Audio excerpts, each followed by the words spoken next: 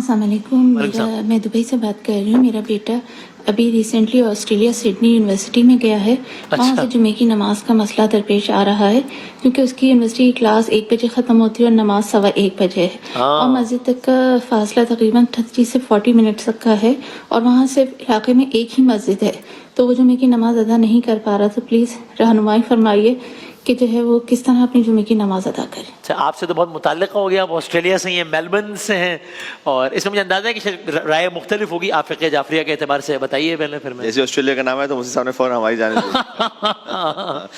बिल्कुल। तो इसमें अर्ज़ ये है कि चाहे ऑस्ट्रेलिया है, पाकिस्तान या अमेरिका है, कोई भी जगह, तो शरई मसला ये है कि वाजिब तख़य्यरी है ये फ़िक़्ह जाफ़रिया में, यानी ऑप्शनल एक वाजिब है, इख्तियार है आपके पास कि आप ज़ोहर पढ़ें या जुमा पढ़ें। सही। तो अगर वो ज़ोहर पढ़ लेते हैं तो शरई वजीफ़ा तो उनका पूरा हो जाएगा, और जुमा पढ़ेंगे तभी शरई वजीफ़ा पूरा हो जाएगा।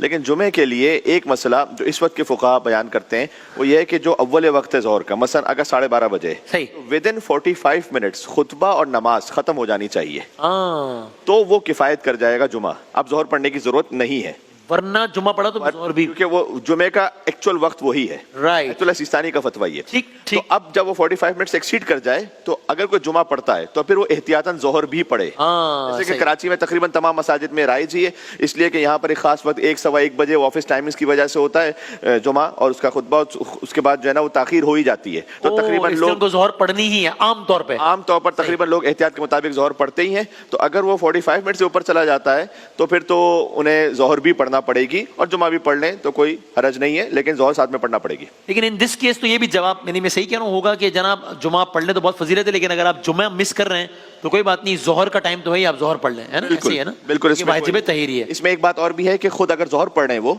तो जुमे के दिन वैसे ज़ोहर जो है वो इख्फाती नमाजों में से, यानी अगर फुरादा कोई पढ़ रहा है तो अलहम्द और सूरा उसे आहिस्ते आवाज़ में पढ़ना है, लेकिन जुमे के दिन ज़ोहर की नमाज में ऑप्शन मिल जाता है, बल्कि मुस्तहब है कि अलहम्द और सूरा वो बुलंद आवाज़ से पढ़ ले। राइट है। इसमें कोई राय मुख्तलिफ है? बिस्मिल्लाहिर्रहमानिर्रहीम, सल्लल्लाहु अलैहि वालिहि वसहबी वबारिक वसल्लम। हमारे यहाँ ये है कि जुम्मतुल मुबारक की तमाम शराइत पाई जाएँ तो जुम्मा फ़र्ज़ है। हाँ, वाजिब नहीं छोड़ा बगैर किसी उधर के तो गुनाहगार है। जी बिल्कुल। और जुम्मे का इनकार करने वाला हमारे यहाँ दायरा इस्लाम से खारिज है।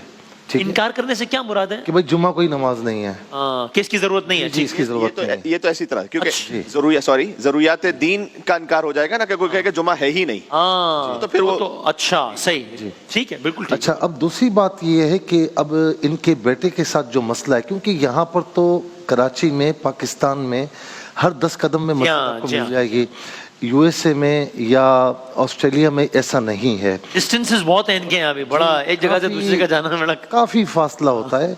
तो अब अगर इनके बेटे ये कर सकते हैं कि जहाँ पर वो काम करते हैं या पढ़ते हैं उनको दरख्वास्त दें कि भाई मुझे आप पहले छोड़ दें, पहले छुट्टी दे दें, आप जुम्मा पढ़ने के लिए वहाँ पहुँच जाएं, या फिर वहाँ कहीं और मस्जिद है ये इत्माम हो सकता है, कुछ भी नहीं है और वहाँ 1:15 बजे जमात है और इनके बेटे के लिए पहुँचना मुमकिन नहीं है, पूरी एफर्ट्स कर चुके हैं।